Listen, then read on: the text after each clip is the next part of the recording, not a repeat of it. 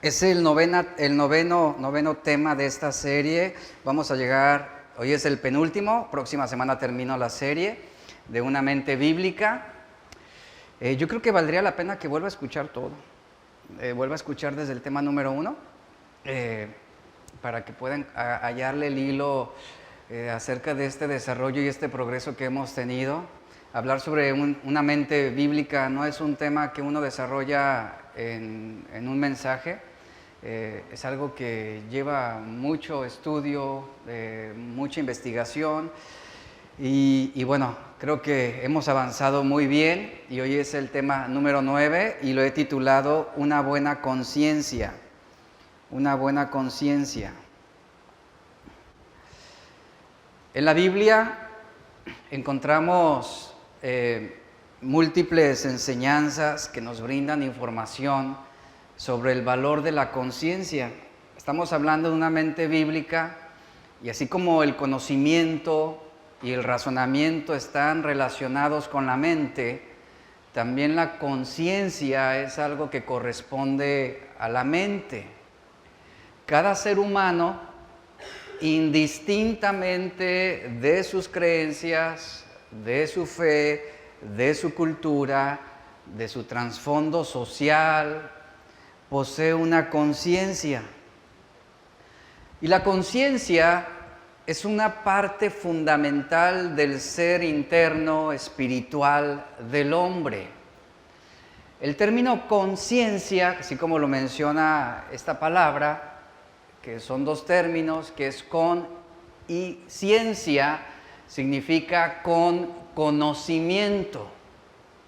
Es decir, que actuamos en base al conocimiento del cual nuestra mente está llena, a la información que capacita nuestra mente para razonar. Y todo ser humano posee una conciencia.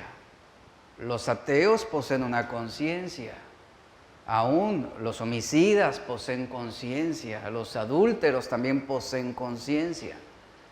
Y es una parte fundamental del ser espiritual del hombre, que corresponde a la naturaleza humana que ha sido creada por Dios y que lo capacita para tener conocimiento, por eso es con conocimiento, conciencia, para tener conocimiento en cuanto a lo que Dios aprueba y lo que Dios reprueba. Un ejemplo de esto es Romanos capítulo 2, verso 14 al 15. Dice, cuando los gentiles, y yo quiero que ponga atención al texto, dice, cuando los gentiles que no tienen la ley hacen por naturaleza lo que es de la ley. Estos, aunque no tengan la ley, vea lo que dice, son ley para sí mismos. Y el verso 15 es importante.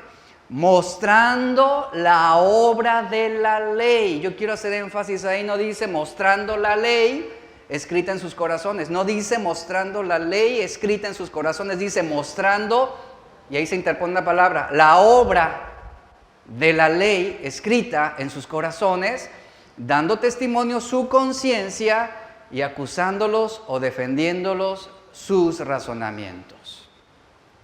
El ser humano cumple la ley de Dios, indistintamente, repito, de sus creencias, de su cultura, cumple la ley de Dios sobre la base de una ley natural. ¿Qué significa? Que hay principios y verdades esenciales misteriosamente inducidos en el corazón del hombre para que el hombre, crea o no crea en Dios, pueda expresar moralmente la voluntad de Dios. Aun cuando el hombre llegue a ignorar las doctrinas esenciales, lo que está diciendo Pablo es que el ser humano posee una relación con la ley de Dios que lo capacita para considerar una buena acción de una mala acción. Aunque muchos hombres no son salvos por medio de la fe, Pablo está diciendo que hay una expresión de fe en sus corazones, porque son orientados por una ley natural.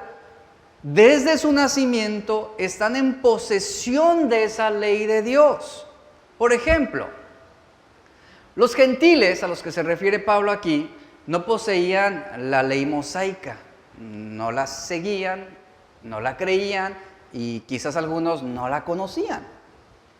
Pero por naturaleza, dice Pablo, cumplían un aspecto de esa ley, como por ejemplo honrar a los padres, no robar, no mentir, no levantar falso testimonio. Entonces muchos hombres no cumplen la ley conscientemente, sin embargo, cumplen algunas de las provisiones de ella. Podríamos decirlo de un ateo. Aunque rechace a Dios y niegue la existencia de un Dios supremo, creador, una persona atea no está fuera de la esfera de la ley de Dios. ¿Por qué? Porque su conciencia lo hará cumplir con actos de obediencia que la ley de Dios demanda. Por ejemplo, no mentirás. Y hay personas, yo conozco personas que niegan la existencia de Dios, pero son respetuosos al prójimo. No mienten, en sus negocios son legales, hablando moralmente. Esa es la obra de la ley en el ser humano. Pablo no dice que tienen la ley de Dios escrita en sus corazones, como muchos interpretan, o muchos leen así atropelladamente el texto. No dice que tienen la ley de Dios escrita en sus corazones. Pablo está diciendo que tienen escrita, ¿qué? La obra de la ley, o lo que ordena la ley. No tienen la ley, pero por su conducta demuestran que su conciencia apela ¿a qué? A la ley de Dios, a la obra de la ley de Dios. Hay un sentido interior de lo que es correcto y de lo que es incorrecto, hablando moralmente. Y Pablo afirma que ese sentido interior de lo correcto es consistente. Su conciencia concuerda con su testimonio. Yo he conocido personas que no son cristianas, que no conocen a Dios, algunas que niegan a Dios y que moralmente son más honestas y más íntegras que muchos cristianos. Eso es la obra de la ley. Tienen respeto, tienen integridad moral, tienen ética. Y vea cómo su conciencia los hace cumplir con esos actos de obediencia que la ley demanda. No tienen la ley, pero por su conducta demuestran que su conciencia está apelando a esa ley de Dios. En este caso, la conciencia es un testigo en el progreso de evaluación de su cumplimiento del sentido interior correcto. El término conciencia designa la habilidad del ser humano para poder evaluar sus actos, sus acciones, sus intenciones, sus motivaciones, con miras a una aprobación o a una desaprobación. En este caso, como en el contexto en el que Pablo está escribiendo, la conciencia de los gentiles es un testigo en el proceso de evaluación de su cumplimiento del sentido interno de lo que es correcto e incorrecto, de lo que es bueno o de lo que es malo. ¿Por qué los ladrones roban bajo la oscuridad? ¿Por qué ellos buscan ese ambiente solitario, oscuro, donde no sean observados con facilidad? ¿Por qué no salen de día? ¿Sabe? Porque un ladrón aborrece la luz. Porque la luz, ¿qué hace? Los expone. Ellos aman la oscuridad porque saben la obra, fíjese, la obra de la ley de Dios los hace conscientes de que lo que están haciendo es malo, que no es moralmente correcto. porque están atentando contra el respeto y la dignidad y los bienes de otras personas. ¿Por qué un joven se encierra en su cuarto cuando observa pornografía? ¿Por qué no lo hace enfrente de sus padres? ¿Por qué no lo hace exponiéndose a una congregación o a una audiencia? ¿Por qué lo hace a escondidas, en secreto, a solas? Porque la obra de la ley, escrita en su corazón, expone que eso es incorrecto, que es indebido, y aunque se complazca en ello, su conciencia le hace ver que no es correcto, que es algo desaprobado, reprobado. De antemano él sabe que lo que hace no está bien, por eso nunca lo haría frente a sus padres. Así es como la obra de la ley actúa. ¿Y qué hace? Sensibiliza o orienta nuestra conciencia. Todos sabemos que la función de la conciencia es advertirnos cuando algo no está bien, ya sea que pequemos contra Dios o que pequemos contra el prójimo. El mejor ejemplo para poder ilustrar el trabajo y la labor de la conciencia es un sistema de alarma o de prevención. La conciencia actúa como una alarma, ya sea contra incendios, por ejemplo, una alarma contra incendios. ¿Cuándo suena una alarma contra incendios? Cuando suena, ¿verdad? Se activa cuando hay peligro, cuando hay una amenaza. Hay sensores que identifican inmediatamente ese humo y ¿qué hacen? Los sensores emiten una señal para que se active una alerta, para que advierta. Y es una alarma estruendosa que tiene que escucharse para que actuemos inmediatamente y protejamos nuestra seguridad y nuestra integridad física. Y una alarma contra incendios, cuando suena, está previniéndonos, está advirtiéndonos de que algo malo puede pasar. Ahora, ¿qué pasaría si esa alarma permanece en silencio? Obviamente no sabríamos el peligro que estamos corriendo. Y eso es lo que hace la conciencia. Primera de Timoteo 1, 5 al 6 dice, pues el propósito de esta orden es el amor nacido de un corazón puro, una buena conciencia y una fe no fingida. Yo quiero que preste atención aquí a estos dos términos. Una buena conciencia está relacionada a un corazón puro y a una fe verdadera, a una fe que no es fingida. Y luego dice Pablo, algunos desviándose de esto, ¿de qué? Pues de la pureza de corazón, de la ley de Dios, de la fe, endurecieron sus corazones, se desviaron, se dejaron llevar por la vanagloria de la vida, por los deseos de los ojos, los deseos de la carne, se desviaron, dice Pablo, y se perdieron en vana palabrería. En otras palabras, lo que Pablo señala es que una buena conciencia es una conciencia sin ofensa. Eso habla de una conciencia que es limpia. Hay un ejemplo en Hechos 24, hablando del apóstol Pablo. En Hechos 24 encontramos un momento crucial en la vida del apóstol Pablo. Ananías, el sumo sacerdote de aquella época, llegó con algunos ancianos, dice la historia, algunos ancianos judíos y con un abogado llamado Tértulo. Ellos estaban presentando un caso en contra de Pablo ante el propio gobernador. Los cargos que ellos presentaron contra Pablo ante el gobernador fueron los siguientes. Estaban acusando a Pablo de ser un alborotador, que constantemente Pablo estaba provocando disturbios entre los judíos por todo el mundo.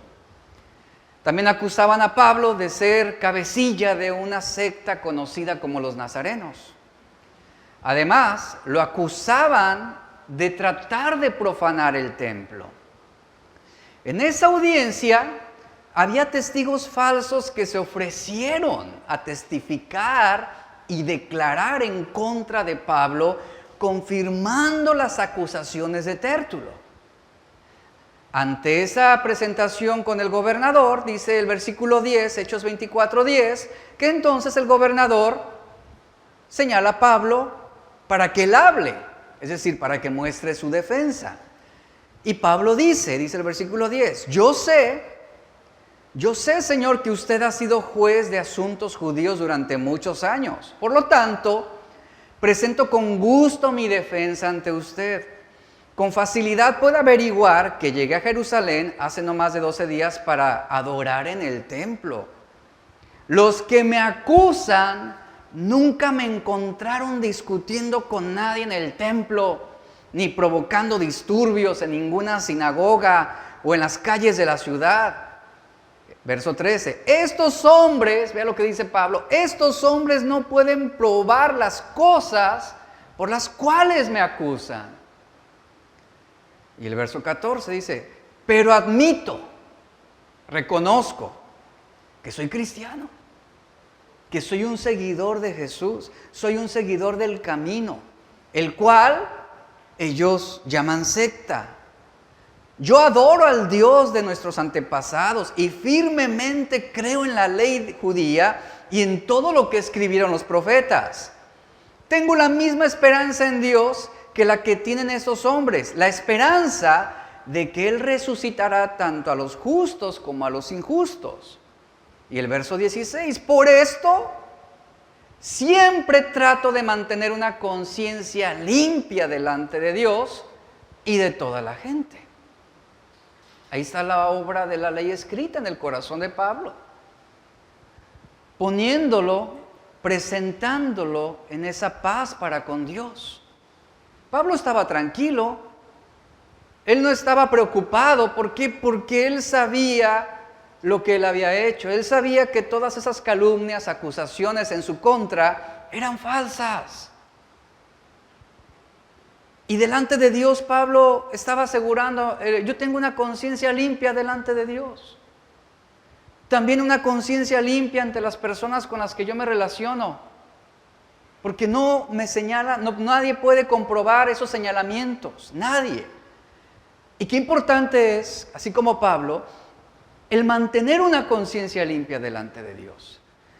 Y así como hemos hablado de una mente bíblica, que una mente bíblica no se adquiere simplemente por quererlo, desearlo o por orarlo, es algo que tiene que desarrollarse. Lo mismo es la conciencia. Mantener una conciencia limpia delante de Dios y de los demás es algo que desarrollamos. Nuestra conciencia es limpia no porque hagamos buenas obras.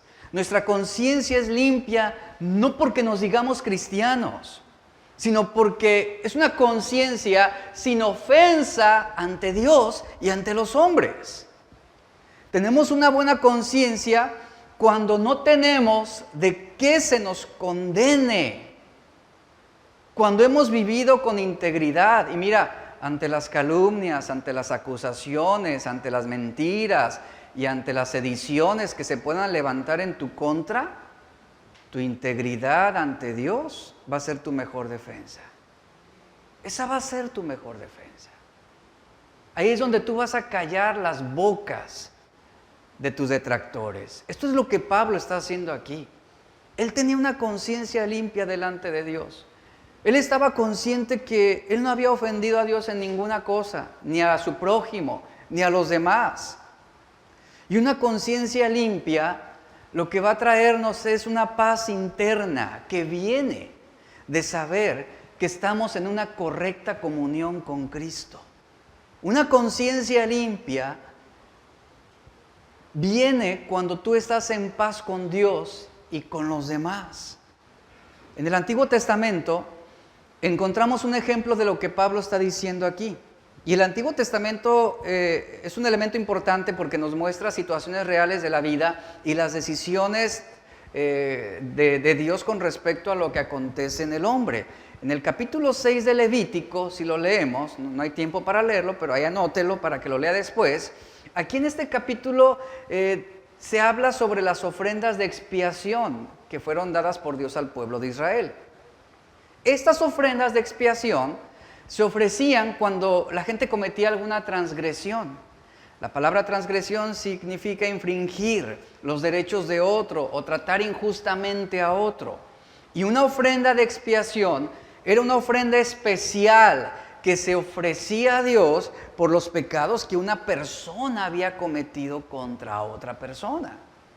A Dios le afectan no solo los pecados que cometemos contra Él, sino también los pecados que cometemos contra nuestro prójimo o contra otras personas. En Levítico 6 la Biblia menciona específicamente algunos de esos pecados que debemos evitar. Número 1, se menciona el pecado de ser descuidados con las cosas que te han encargado otras personas. Esto habla de negligencia.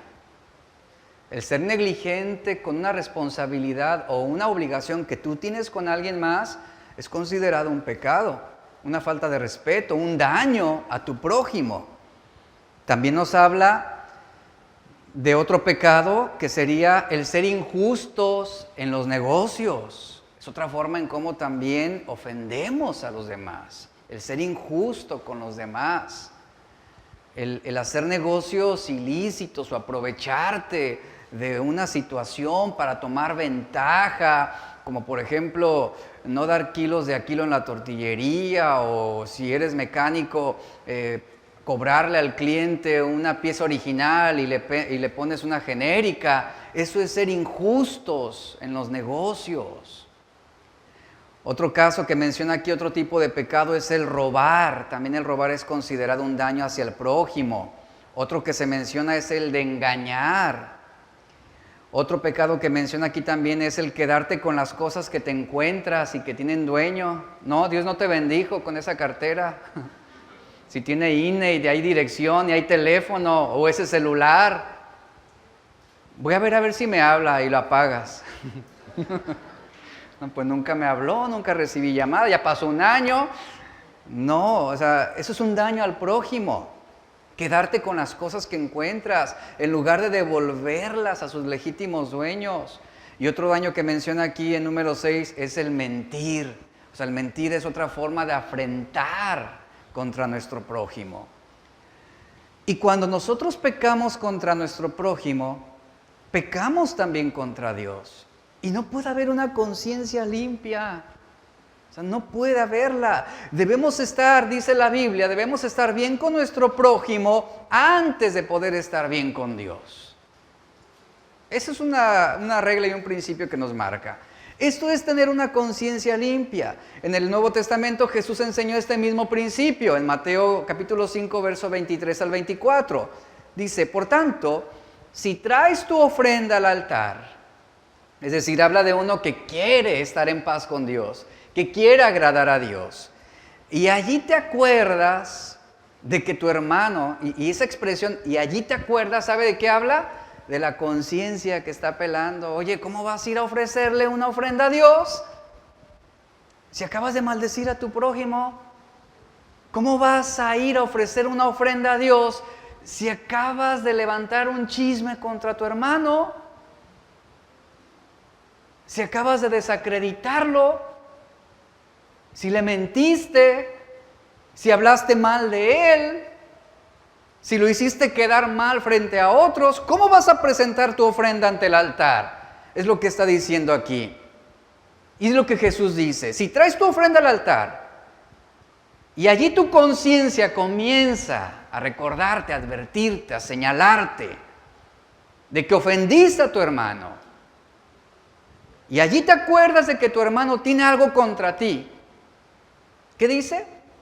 Si tú quieres tener una conciencia limpia y estar en paz con Dios, olvídate de tu ofrenda, déjala ahí y ve, busca, reconcíliate primero con tu hermano.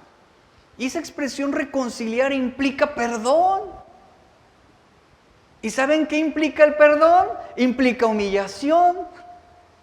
El reconocer que tú ofendiste. El reconocer que tú le hiciste un mal. Y es lo que está diciendo aquí, reconcíliate primero con tu hermano y entonces ven, y estando en paz con Dios, es lo que está señalando ahí, y estando en paz con Dios y teniendo una conciencia limpia, ahora sí, me presento delante de Dios y ofrezco mi ofrenda. Por eso, antes de presentar tu ofrenda ante el altar, dice Jesús, tú debes disponer un momento de reflexión y examinar la condición de tu corazón. Cuando venimos a la iglesia, adoramos a Dios, estamos ofreciéndole una ofrenda a Dios de adoración, de alabanza. ¿Qué tenemos que hacer antes de comenzar el tiempo de adoración? Reflexionar, examinar la condición de mi corazón para evaluar si no he ofendido a alguno de mis hermanos o si no afrenté o atenté contra la dignidad y el respeto de mi prójimo. Es importante reflexionar. Y Jesús enseña que debemos tratar también con esa culpa de la conciencia, es lo que está hablando aquí. O sea, si tu conciencia comienza a acusarte y señalarte de que ofendiste a tu hermano, no ignores esa culpa, es lo que está diciendo Jesús. No la ignores, no te hagas el insensible, no te hagas el duro de corazón de decir es que él tuvo la culpa, por su culpa, por lo que él me hizo, es que yo actué de esa manera. Aquí Jesús está hablando de una sensibilidad en nuestro corazón, en nuestra mente y nuestra conciencia. Lo que está diciendo es que antes de ofrecer tu ofrenda, tú debes tratar con la culpa, no ignorarla. ¿Por qué? Porque ignorar la culpa, es decir, la culpa por la ofensa cometida, la ofensa que hiciste, te va a insensibilizar. Y ¿sabes? Esa insensibilización es peligrosa, es mortal. Porque Dios implantó un aliado poderoso que nos ayuda en la batalla contra el pecado. Eso es la labor de la conciencia. Por eso Él nos dio una conciencia y es clave en la vida del cristiano. ¿Para qué? Para poder ser sensibles en esta vida, en esta tierra, para disfrutar una vida de gozo y plenitud en su voluntad. Ahora, como cristiano, tú y yo tenemos la capacidad de caminar delante de Dios con una conciencia limpia. De hecho, la Biblia señala que el tener una conciencia limpia es un privilegio, da gozo, nos brinda paz, nos lleva a esa plenitud con Cristo Jesús. Pablo lo dijo de esta forma, Hechos 24:16, como lo leímos anteriormente. Y por esto procuro, dice Pablo, tener una conciencia sin ofensa ante Dios y ante los hombres. Este es el secreto de la verdadera felicidad. Este es el secreto de la verdadera paz, una conciencia limpia, sin ofensa ante Dios y ante los hombres. Hay personas que posponen tratar con la culpa que trae la conciencia, la ignoran, pensando que con el tiempo o con los años su conciencia se va a limpiar sola, y no sucede así. Lo que va a suceder es que su conciencia se va a endurecer. Es lo que va a suceder. La dilación permite que los sentimientos de culpabilidad se estén propagando y eso va a insensibilizar con el tiempo tu conciencia y tu corazón. Y eso va a generar a la larga frialdad espiritual, ansiedad, preocupaciones, alejamiento de la verdad de Dios. Por eso los sentimientos de culpa pueden persistir mucho después de que la ofensa se haya olvidado. Tú puedes olvidar la ofensa y aún así ese sentimiento de culpa va a permanecer ahí. Por eso hay gente tan amargada a través de los años. Y tú dices, ¿pero por qué será así? ¿Qué le hicieron? ¿Qué sucedió? Pues lo que sucede en muchos casos es que ignoraron ese sentimiento de culpa. No se arrepintieron, no pidieron perdón, no perdonaron. Y viven así con esa amargura a través de los años. Por eso debemos prestar atención a lo que la conciencia está advirtiéndonos, a lo que la conciencia está señalándonos. Porque esa culpa puede confundirnos y puede ser un síntoma de algo que está mal espiritualmente en nuestras vidas. Y si ignoramos la culpa, nunca podremos progresar espiritualmente, no creceremos, no maduraremos, no experimentaremos esa paz para con Dios. Pablo pudo haber tenido eso en mente cuando él escribió en Tito 1:15, todas las cosas son puras para los puros, Mas para los corrompidos y los incrédulos, nada les es puro, pues hasta su mente, ¿y qué más? Y su conciencia están insensibilizadas, están corrompidas, es lo que significa. Hay algo bien importante aquí al hablar de una mente bíblica, que debemos también someter nuestra conciencia a la verdad de Dios y a la enseñanza de las Escrituras. Y que conforme nosotros vayamos haciéndolo, nuestra conciencia estará claramente enfocada y nuestra conciencia será capaz de darnos una información fiable sobre cómo debemos proceder, cómo debemos actuar.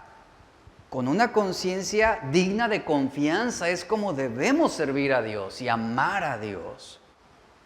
Y es algo que Dios nos ha proporcionado. ¿Con qué propósito? Con el propósito de aportar un beneficio a nuestro crecimiento espiritual y a nuestra estabilidad en esta tierra. Y el poder vivir con una conciencia tranquila que nos pueda brindar esa abundancia de libertad, de gozo y de paz. En 1 Timoteo 1, 18 al 20, encontramos otro ejemplo. También son palabras de Pablo al joven pastor Timoteo. Dice el verso 18, este mandamiento, hijo Timoteo, te encargo, para que conforme a las profecías que se hicieron antes en cuanto a ti, dice, milites por ellas la buena milicia. Verso 19, manteniendo la fe y una buena conciencia. Aquí otra vez encontramos esta alianza. Una buena conciencia depende de una verdadera fe. Manteniendo la fe y una buena conciencia. Dice, por desecharla, ¿qué sucedió con algunos? Por desecharla, por desviarse, por apartarse, algunos naufragaron en cuanto a la fe. Es decir, hubo quienes desecharon esa buena conciencia. Hubo quienes no atendieron la culpa o la condenación que emitía la conciencia sobre un mal hecho, pensado o sentido. La desecharon, la ignoraron. ¿Y qué sucedió? La conciencia se insensibilizó, se endureció. ¿Y el resultado cuál fue? Que algunos negaron la fe. Naufragaron en cuanto a la fe. Mire, el desvío de muchos cristianos a la fe verdadera, o el abandono a la fe de muchos, hablando de los apóstatas, se debe en gran medida a una conciencia insensibilizada, una conciencia que fue endurecida a causa del pecado, o a causa de la culpa, o a causa de un mal que hicieron y no quisieron enfrentar, no quisieron perdonar. Sus conciencias se endurecieron, y es lo que Pablo estaba diciendo, la desecharon y como resultado naufragaron en cuanto a la fe. Y luego Pablo señala a dos hombres, entre ellos está Himeneo y Alejandro. Eran cercanos a Pablo, llegaron a ser hombres fieles, llegaron a ser dos hombres comprometidos con Dios y con el ministerio. ¿Y cómo terminaron? Negando la fe, abandonando a Pablo. Y Pablo dice, a quienes entregué a Satanás para que aprendan a no blasfemar. Y por lo que está diciendo, fue tan grave su insensibilidad espiritual y en su conciencia, que lo que está señalando aquí Pablo es que ellos terminaron blasfemando a Dios, ofendiendo a Dios, maldiciendo a Dios. Aquí Pablo habla a Timoteo sobre la importancia de la fe y una buena conciencia. Y mire, aquí vemos un punto importante. Se puede tener fe, pero sin un buen sistema de advertencia, hablando de la conciencia, esa fe será puesta en conductas, en situaciones y en decisiones que resultarán ser perjudiciales. Y Pablo menciona a Timoteo estos dos casos específicos de estos dos hombres que rechazaron la guía de Dios, estaban en la fe, pero por su mala conciencia Ellos naufragaron en cuanto a su fe, es decir, venían las advertencias de peligros y amenazas a su fe. ¿Y qué hicieron Himeneo y Alejandro? Ellos las ignoraron. Podríamos argumentarlo de esta forma: ¿qué tiene de malo? Un ejemplo: ¿qué tiene de malo que yo tenga más de alguna esposa? ¿Qué tiene de malo que yo sirva al Dios verdadero, pero a la misma vez tenga yo mis ídolos en mi casa? Y que pueda adorar también a mis ídolos como los paganos. ¿Qué tiene de malo que yo vea esto? ¿Qué tiene de malo que yo haga aquello? Todos lo hacen, todo el mundo lo hace y a nadie le pasa nada. Viven como si nada sus vidas. Y ahí está la conciencia insensibilizada. Había advertencias de peligro, de amenazas a su fe, pero estos dos hombres las ignoraron. ¿Y qué se les facilitó? Apelando ya a una conciencia endurecida y insensibilizada, pues se les facilitó desobedecer a Dios. Negar la fe, blasfemar contra Dios. Y todos conocemos a personas que han encallado en la vida. El naufragio de la fe es inevitable cuando el cristiano ignora su conciencia y justifica o defiende su desobediencia. Este pasaje nos describe a estos dos hombres que tuvieron un comienzo aparentemente bueno en la fe cristiana, pero pasó el tiempo y rechazaron lo que una vez amaban. Rechazaron lo que una vez afirmaron creer. A veces, como dice 2 de Pedro 2:21, a eso se le conoce como el camino, conocer el camino de la justicia y luego abandonarlo, es lo que señala Pedro. Así hay hombres, conocen el camino de la verdad y a causa de una conciencia insensibilizada, una conciencia débil, terminan abandonando ese camino. Pero vemos cómo el Nuevo Testamento enseña que es posible, escuche, es posible tener un comienzo en la vida cristiana, un comienzo bueno dentro de la fe, a lo mejor hasta largo, para después terminar desechándolo y alejándose de Dios y de su palabra. Ese es el caso de muchas personas dentro del cristianismo. Ese es uno de los motivos y las razones de su abandono a la fe. Jesús dijo en la parábola del sembrador, hablando sobre el tercer terreno, que representa a los que comienzan en su fe para después alejarse. En Lucas 8:14 lo leemos, donde señala aquella semilla que cayó entre los espinos. Y dice Jesús: esos son los que han oído y al continuar su camino son ahogados por las preocupaciones, las riquezas, los placeres de la vida. Dice, y su fruto no madura. Observa, y si pone atención aquí, ¿cuál fue su perdición? ¿Por qué abandonaron la fe?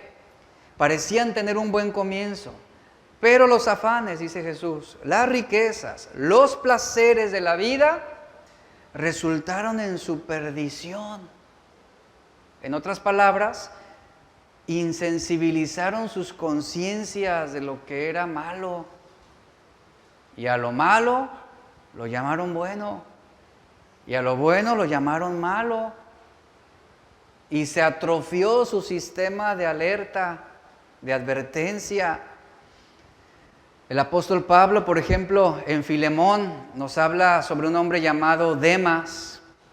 En Filemón leemos que este hombre Demas era un colaborador cercano también al apóstol Pablo, junto con Lucas. Y dice la Escritura que Demas parecía un verdadero cristiano. Para haber pasado el criterio de Pablo y haber confiado en él, seguramente era un buen hombre, o fue un buen hombre que cubría los estándares altos de la fe cristiana. Pero ¿qué sucedió con Demas? Era un compañero de Pablo. Y más adelante Pablo escribe a Timoteo en 2 Timoteo 4:10 acerca de Demas. Y él dice, Demas me ha abandonado. Es decir, naufragó en cuanto a la fe, se separó, se desvió. Demas me abandonó. ¿Cuál fue el motivo de ese abandono? Dice Pablo, amó más este mundo presente y se fue a Tesalónica. Se apartó de la fe. Yo quiero que usted note una vez más aquí en este ejemplo, ¿cuál fue la razón de ese fracaso en Demas? Una conciencia insensibilizada. El amor de este siglo, las pasiones de este mundo, insensibilizaron su conciencia y lo llevaron a abandonar la fe, a negar la fe. Después Pablo vuelve a decirle a Timoteo, en 1 Timoteo 1, 18 al 20, dice, que fue el que leímos anteriormente, donde él le dice, Timoteo, este mandamiento, hijo Timoteo, dice, te encargo para que conforme a las profecías que se hicieron antes en cuanto a ti, le da una instrucción Pablo a Timoteo, milites por ellas la buena milicia. Ahí está, volviendo a leer este texto, mantén la fe, le dice, mantén una buena conciencia, porque hubo quienes la desecharon y naufragaron en cuanto a la fe. Y ahí están Himeneo, están Alejandro, están Demas. ¿Cuál fue la causa de ese naufragio en cuanto a su fe? El rechazo de una buena conciencia. Que no afrontaron esa culpa. Y pasó el tiempo y pasaron los años. Y esa conciencia se insensibilizó a la verdad de Dios. En Hebreos 3, 12 al 14 dice, mirad hermanos, que no haya ninguno de vosotros corazón tan malo e incrédulo que se aparte del Dios vivo. Un corazón malo y un corazón incrédulo, ¿a qué apela? A una conciencia insensibilizada, una conciencia endurecida. Verso 13, antes bien, exhortaos los unos a los otros cada día, entre tanto que se dice hoy, para que ninguno de vosotros se endurezca por el engaño del pecado. Porque somos hechos participantes de Cristo con tal que retengamos firme hasta el fin nuestra confianza del principio. En este pasaje, ¿cuál fue el peligro de una mala conciencia? El engaño del pecado. Se dejaron seducir, fueron atraídos, su conciencia se insensibilizó a la verdad de Dios y se hizo sensible a los placeres de esta vida, de este mundo. Y lo que era reprobado, ellos lo aprobaron. Entonces los naufragios de la fe, en estos ejemplos que yo le mencioné, se deben principalmente al rechazo de la verdad de Dios en nuestra mente. Se relaciona con la mente.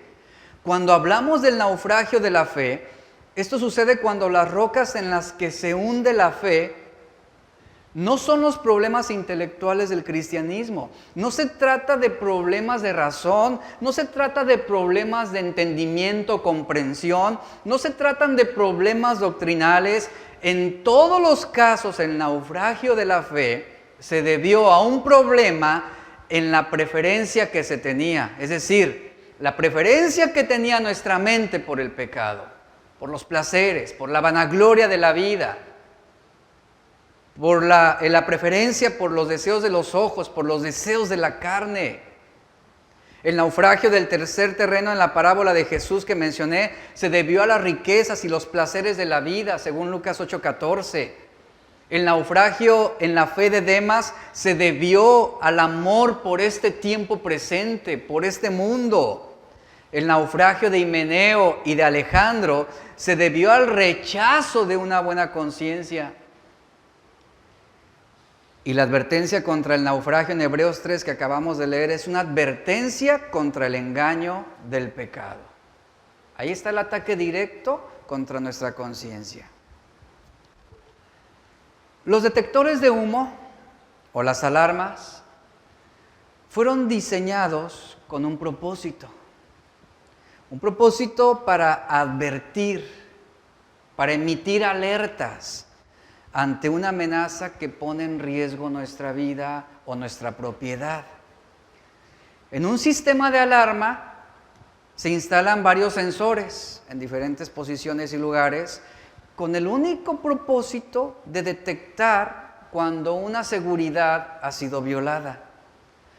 Se colocan los sensores para darle funcionalidad a un sistema de seguridad que nos mantiene atentos o alertas ante un posible peligro.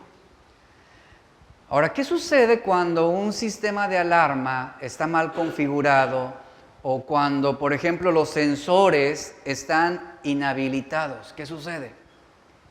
Es obvio, no enviará advertencias de peligros existentes. Y se van a meter a robarte, te van a quitar, te van a ultrajar y tú nunca supiste, nadie te advirtió, no te enteraste, no sonó la alerta. ¿Por qué? Porque no había una configuración adecuada. Así es nuestra mente y nuestra conciencia.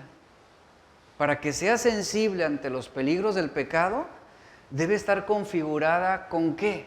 ¿Con mis ideas? No. ¿Con mi sexto sentido?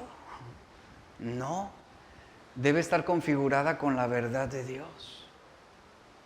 La verdad de Dios es lo que me va a hacer sensible ante los peligros que hay en esta vida.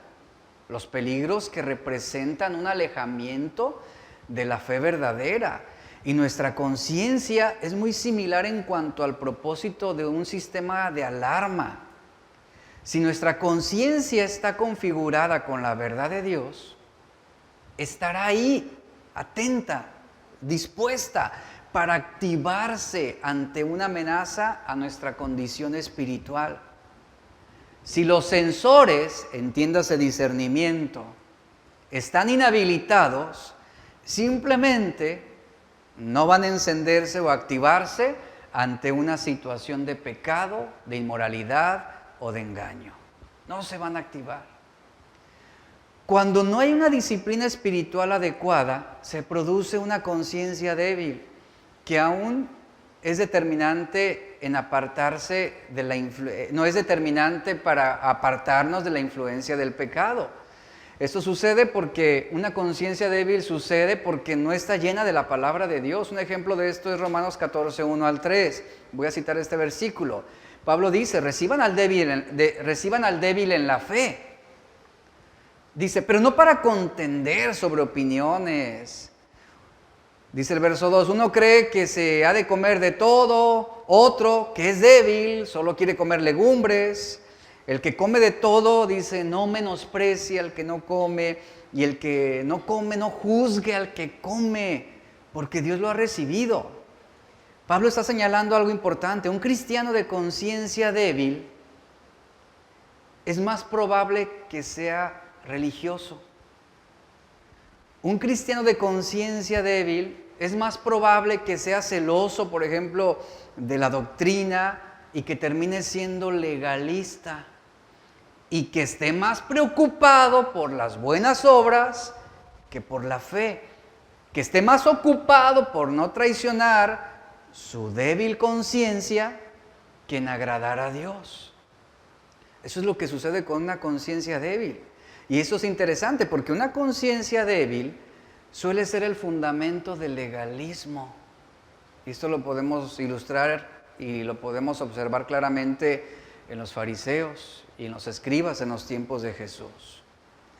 El problema de muchas conciencias es que operan sobre la base del engaño, operan sobre la base de la mentira. Una conciencia dañada distorsionará nuestras apreciaciones, terminará engañándonos y nos hará vivir esclavizados a patrones de pensamientos y de conductas que son contrarias a la voluntad de Dios. Un escritor y autor llamado J.I. Packer, él dijo lo siguiente, lo voy a leer. Una conciencia educada y sensible es un monitor de Dios. Nos alerta sobre la calidad moral de lo que hacemos o planeamos hacer. Prohíbe la ilegalidad y la irresponsabilidad y nos hace sentir culpa, vergüenza y miedo a la retribución futura que nos dice que merecemos. Cuando nos hemos permitido a nosotros mismos desafiar sus restricciones, eso es lo que va a suceder. La estrategia de Satanás es corromper, insensibilizar y, si es posible, aniquilar nuestras conciencias. El relativismo, el materialismo, el narcisismo, el secularismo y el hedonismo del mundo occidental actual lo ayudarán a alcanzar su objetivo. Su tarea se simplifica aún más por la forma en que las mundanas debilidades morales han arrastrado a la iglesia contemporánea. Esto es muy claro lo que este escritor está diciendo. ¿Qué sucede cuando nuestra conciencia está insensible a la voz de Dios, insensible a su palabra? Aquí viene algo más interesante hablando sobre la conciencia. Hace unas semanas yo le hablaba de la palabra hebrea lev, que involucra tanto la mente, en el hebreo, involucra tanto la mente y el corazón. Yo hablé sobre esto. Y es muy interesante que esa palabra hebrea todavía va más allá. Esta palabra hebrea, la palabra hebrea para conciencia en muchos casos, ¿cuál cree que es? La palabra lev, L-E-V, que usualmente se traduce como corazón o se traduce como mente en el Antiguo Testamento en muchos pasajes. ¿Qué significa esto? Que la conciencia entonces, la conciencia está tan vinculada y relacionada a lo que sucede en el corazón y lo que se permite en nuestra mente. La conciencia está en el centro del alma humana, que la mente hebrea, o en el caso de los hebreos, no hacían mucha distinción entre ella y el resto del ser interior de una persona. Fue por eso que cuando Moisés escribió que Faraón endureció su corazón, aquí se usa la palabra lev, Éxodo 8:15, lo que en realidad Moisés estaba diciendo es que el Faraón no solamente había endurecido su corazón ni su mente, sino que había endurecido su conciencia contra la voluntad de Dios. ¿Por qué endureció su corazón? Porque no había una conciencia limpia. Y cuando la Biblia habla de un corazón tierno, por ejemplo, como en 2 de Crónicas 34:7, se refiere a una conciencia sensible. Salmo 7:10 habla de los de corazón recto, que está describiendo a los que tienen una conciencia limpia. David oró, Salmo 51:10, crea en mí, oh Dios, un corazón limpio y renueva la firmeza de mi espíritu. Lo que David estaba tratando de decir es, Señor, ayúdame, examina mi corazón, crea en mí, oh Dios, un corazón limpio. Lo que está tratando de decir es, limpia mi vida, ayúdame a limpiar mi conciencia. Y eso es algo bien importante, porque en muchos textos se apela a la conciencia. Y debemos entender que la conciencia está por encima de la razón y está más allá del intelecto o el conocimiento. Podemos racionalizar tratando de justificarnos a nuestras propias mentes, pero una conciencia violada, una conciencia sucia, una conciencia insensible a la verdad de Dios, se convencerá fácilmente para permitir y aprobar la inmoralidad. Antes de pecar de palabras o de acciones, primero pecamos ¿dónde? En el pensamiento, en lo que nuestra mente permite, en lo que entra por nuestra mente. Y todas nuestras acciones, como ya lo hablamos anteriormente, son precedidas de pensamientos malos o, en el otro caso, de pensamientos buenos. Sobre todo aquello que yo logre meter a mi mente, sobre todo aquello que logre controlar mi mente, eso es lo que va a configurar mi conciencia. Ponga atención a esto. Eso es lo que va a configurar mi conciencia. Si yo lleno mi mente de la palabra de Dios, ¿qué controlará mi mente? Los principios de Dios. Y eso es lo que va a configurar los sensores de alerta, de alarma, de advertencia ante un peligro. Yo no puedo configurar mi conciencia para que sea sensible a la voluntad de Dios si mi mente está llena de pensamientos inmorales o lujuriosos. No puedo. Primero debo llenar mi mente con la palabra de Dios. Y que sea la palabra de Dios la que controle mi mente, mis pensamientos. Y eso es lo que va a configurar los sensores de mi conciencia. El apóstol Pablo estaba muy consciente sobre esto.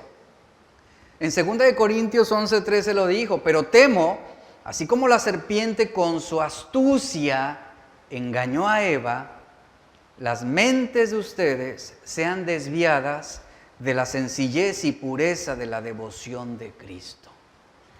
Eva fue engañada a través de una conversación inapropiada, una conversación que ella permitió, a la cual se dispuso a escuchar y que logró desviar la atención de su mente. Aquí Pablo se preocupa por los corintios al expresarles su temor, su preocupación de que la estrategia de la serpiente logra hacer lo mismo ahora con los corintios. ¿Qué fue lo que logró? Insensibilizar la conciencia. ¿De qué manera?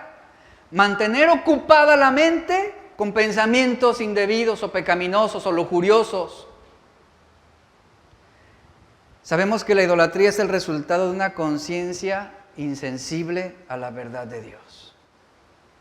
¿Alguna vez usted se ha preguntado, o hablando ya de su nueva vida en Cristo, alguna vez usted dijo, pero es que ¿cómo era yo antes? ¿Cómo me disponía a hacer o adorar una imagen, por ejemplo? ¿Cómo? Porque había una conciencia insensibilizada, una conciencia insensible a la verdad de Dios. Ahora entendemos que a Dios se le adora en espíritu y en verdad. Y esa es la adoración aceptable. Pero antes esto nos era imposible poderlo comprender y razonar, porque había una conciencia insensible. Cuando la palabra de Dios y el Espíritu Santo producen esa transformación en nuestra vida, nuestra conciencia ahora se inclina hacia la verdad de Dios. Se mantiene ocupada con la palabra de Dios, con los principios de Dios que nos orientan. Y ante un peligro inminente que amenaza, por ejemplo, nuestra vida espiritual, ¿qué sucede? La conciencia inmediatamente se va a activar y te va a advertir. Eso es lo que hace la conciencia. Cuando estés involucrándote en una situación donde estás siendo engañado por la serpiente, la conciencia, ¿qué hará? Te advertirá. Y así como la idolatría, que es resultado de una conciencia insensible a la verdad de Dios, vemos cómo las conciencias insensibles de muchos hombres los han dispuesto a creer un engaño, a creer una mentira. Y ese es el resultado de una vida o de una persona que se desvía de la fe verdadera. Por eso una conciencia insensible a la verdad de Dios va a entretejer una mentira para justificar una mala acción. Eva pensó para sí, ¿qué tiene de malo comer del fruto prohibido? Al contrario, hay un beneficio, seré como Dios y no moriré. Acán, él pensó para sí, ¿qué tiene de malo que yo tome este botín? Que yo tome este oro, que yo tome esa prenda hermosa, ese manto carísimo. Con esto yo aseguro mi futuro. ¿Qué tiene de malo que yo vea por mi bienestar, por mi porvenir, por mi familia, por mis hijos? ¿Se da cuenta? Ahí está la conciencia. Insensibilizándose, justificando malas acciones, malas decisiones, malas conductas. David no consideró malo poner sus ojos en una mujer que estaba desnuda, bañándose. Él dijo, ¿qué tiene de malo? No pasa nada. Tengo muchas mujeres, me es permitido según la cultura. Escuche, según la cultura. Me es permitido. Soy rey. Yo puedo tomar a cualquiera. Y él fue desleal. Y él cometió un pecado ante Dios. Y cometió homicidio después. ¿Se da cuenta de su conciencia totalmente atrofiada, insensibilizada? Que una y otra vez entretejió mentiras, engaños para justificar malas acciones. Mire, el pecado tiene la capacidad de entrenar nuestra mente y adormecer nuestra conciencia una vez que nuestros ojos han sido fijados en el objeto de atención y atracción. Es por eso que Es por eso que el método más eficaz de seducción en la actualidad, ¿qué cree que son? Los medios audiovisuales, lo que vemos y lo que escuchamos. Es a través como se puede insensibilizar nuestra conciencia. A través de nuestros ojos, a través de nuestros oídos, tanto podemos ver imágenes como escuchar letras de canciones inmorales que rápidamente capta nuestro cerebro y las reproduce una y otra vez. ¿Para qué? ¿Qué es lo que hace nuestro cerebro? Comienza a decodificar esa información o esa imagen o ese audio o esa canción y causa una mente cautiva, una conciencia que se va entumiendo. Un hombre adúltero no es solamente aquel que comete el acto de adulterio, sino también todo aquel que ha codiciado a otra mujer que no sea su esposa. Esto habla de un hombre con una conciencia insensible a la verdad de Dios, que ya entretejió una mentira para justificar acciones inmorales. Lo mismo el ladrón, lo mismo el mentiroso, lo mismo el traidor. Vea cómo las consecuencias de no cuidar lo que estamos permitiendo que entre a nuestra mente. Entonces, cuando nuestra mente se nutre con la verdad de Dios, tendremos una conciencia limpia, una conciencia sensible. La mente se nutre o con la verdad de Dios o es intoxicada y dañada con la mentira del mundo. Ejemplo de esto es Romanos 1:25, donde Pablo dice que ellos cambiaron la verdad de Dios por la mentira. Hablando de hombres impíos, y adoraron y sirvieron, dice, a la criatura en lugar del Creador, quien es bendito por los siglos. Y aquí Pablo claramente explica que la idolatría en términos de la corrupción de la verdad, aquí lo está explicando claramente. Eso hicieron Adán y Eva en el jardín del Edén. Cambiaron la verdad de Dios por el engaño, por la mentira. ¿Cuál fue la mentira? Que si comían de la fruta prohibida, pues no morirían, serían como Dios. Y las consecuencias las sabemos. Y así somos también los seres humanos hasta el día de hoy. Los seres humanos siempre estamos dispuestos a creer una mentira cuando esa mentira nos promete que obtendremos lo que deseamos, aun si eso fuera algo prohibido, indebido, censurado y reprobado por Dios. Es sobre esto que el salmista declara en el Salmo 116, verso 11, todo hombre es mentiroso.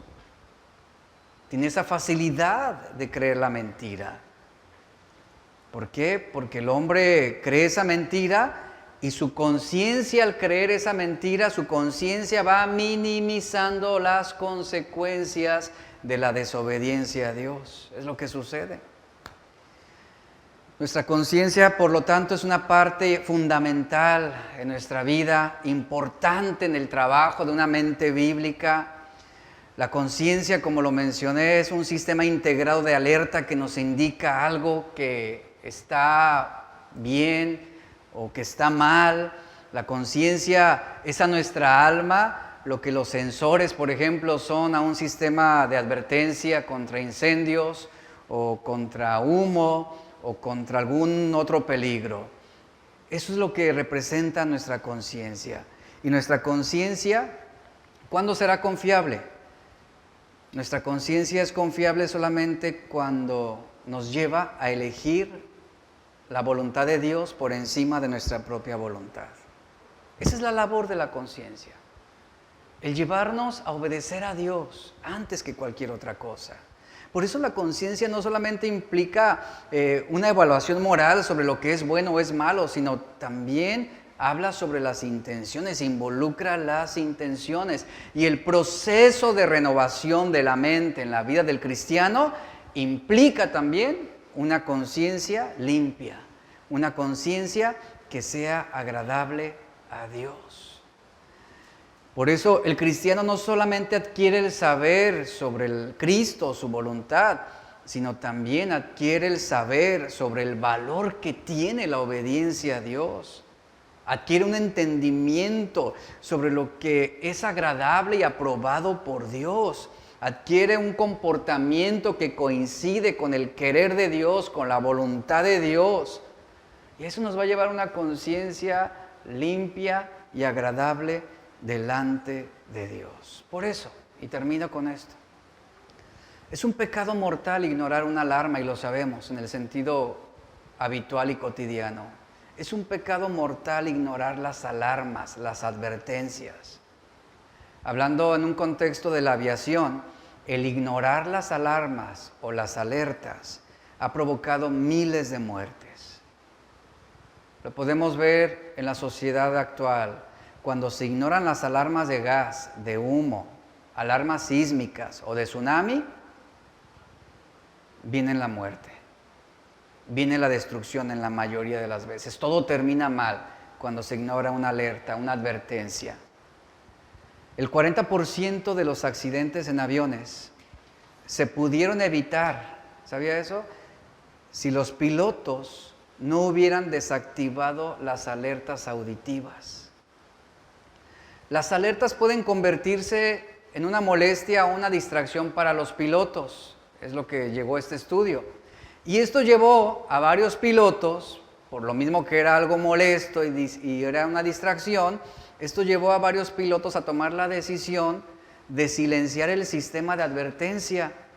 Y esto los llevó obviamente a ignorar las advertencias. En otras palabras, inhibió lo que se llama en el lenguaje de la aviación, inhibió la conciencia situacional. Es decir, al silenciar la alarma o la alerta, ellos no consideraron los peligros potenciales.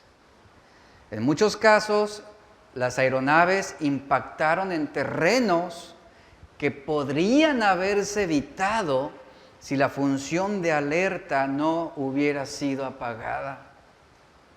Un caso fue en 1983, un avión de Avianca Airlines se estrelló en España. Los investigadores que analizaron el accidente hicieron un misterioso descubrimiento. Las grabadoras de la cabina, las cajas negras, conocidas de esta forma, revelaron que varios minutos antes del impacto, una voz aguda y sintetizada por computadora del sistema automático de advertencia del avión le dijo a la tripulación una y otra vez: elévate, elévate, alza el vuelo, alza el vuelo. El piloto, evidentemente pensando que el sistema funcionaba mal, se escucha en la caja negra, en el audio, que dijo: cállate, y la desactivó. Apagó el sistema. Minutos después, el avión se estrelló contra la ladera de una montaña y todos murieron. Otro caso fue el que ocurrió en Alaska en el año 2015, en el cual el piloto y 8 pasajeros fallecieron cuando la aeronave se estrelló contra un terreno montañoso. Había condiciones climáticas deterioradas. En su informe, la Junta Nacional de Seguridad en el Transporte de los Estados Unidos descubrió que el interruptor de palanca de inhibición de advertencia estaba desactivado, estaba deshabilitado. Y eso fue la causa del accidente. Pudo haberse evitado. Y en otros casos relacionados con accidentes, el sistema de alarma también estaba apagado. ¿Y sabe por qué lo apagaban los pilotos? Porque ellos decían que las alertas eran una molestia. Eso los llevaba a inhibir y apagar el sistema de advertencia o alarma. Así es la conciencia. La conciencia puede llegar a ser molesta cuando tú estás haciendo algo malo, porque no te deja en paz. Tú quieres robar para prosperar y progresar, y la conciencia está tin, tin, tin, tin, sonando y sonando. Y así como los pilotos, obviamente es molesto. Obviamente es molesto. ¿Y qué hacen? La desactivan. Así es como llegamos a una insensibilidad de nuestra conciencia. El Salmo 119, 59 dice: consideré mis caminos y volví mis pies a tus testimonios. Mire, en este texto corto, aquí el salmista está apelando a su conciencia. Él está reflexionando sobre sus decisiones. La conciencia también se define como el alma reflexionando sobre sí misma. ¿Recuerda el Salmo de David? Bendice, alma mía, a Jehová. Él está reflexionando sobre sí mismo, sobre su conciencia. No olvides, le dice, ninguno de sus beneficios. No te olvides de lo que Él ha hecho. ¿Qué está haciendo David ahí? Alimentando su conciencia con la palabra de Dios, con las maravillas de Dios, con las obras de Dios. Sensibilizándola, recordándole quién es su hacedor. Y a diferencia de los animales, el hombre puede contemplar sus propias acciones y hacer autoevaluaciones morales. Y la conciencia lo que hace es nos suplica, nos alerta, nos advierte que hagamos lo que creemos que es correcto de acuerdo a la voluntad de Dios y nos impide hacer lo que creemos que es incorrecto de acuerdo a los principios de Dios. ¿Qué tenemos que hacer? Sensibilizar nuestra conciencia, cuidarla, así como nuestra mente, cuidarla. Y así como David, considera tus caminos. Bendice, alma mía, al Señor. No olvides ninguno de sus beneficios. Cuando seas tentado a justificar una mala conducta, una mala acción, un mal negocio, así como el salmista, no olvides ninguno de los beneficios de Dios. Él es quien te colma de tantas bendiciones. Y de esta forma, con la palabra de Dios, limpiamos nuestra conciencia de toda inmoralidad, de todo pensamiento indebido. Y así consideramos nuestros caminos, como dice el salmista.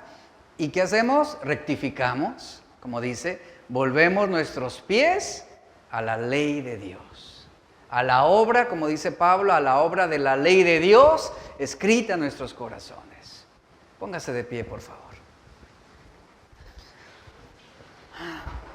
Señor, te damos gracias. Agradecemos por tu palabra, por tu verdad, que reunión tras reunión nos enseña y nos confronta y nos brinda un entendimiento fresco y nuevo de tu palabra sobre esta área de nuestra mente, de nuestro corazón y ahora de nuestra conciencia. A través de nuestra mente y de nuestra conciencia es como podemos llegar a la obediencia de tu ley. Es como podemos llegar a ser dóciles para que podamos ser transformados, para que podamos experimentar esa renovación de nuestro entendimiento, esa transformación de nuestros pensamientos. Necesitamos comprometernos con tu palabra para poder obedecerla y que nuestra mente pueda ser llena de esas verdades y esos principios. Y de esta forma nuestra conciencia estará habilitada para evaluar nuestros actos, nuestras acciones, con miras a una aprobación o a una desaprobación en conformidad a tu voluntad. Sigue ayudándonos, Señor. Sabemos que mucho de lo que permitimos en nuestra mente depende de nosotros. Pero síguenos ayudando, Señor, para tener una conciencia limpia y sensible a tu verdad y no desviarnos de la fe.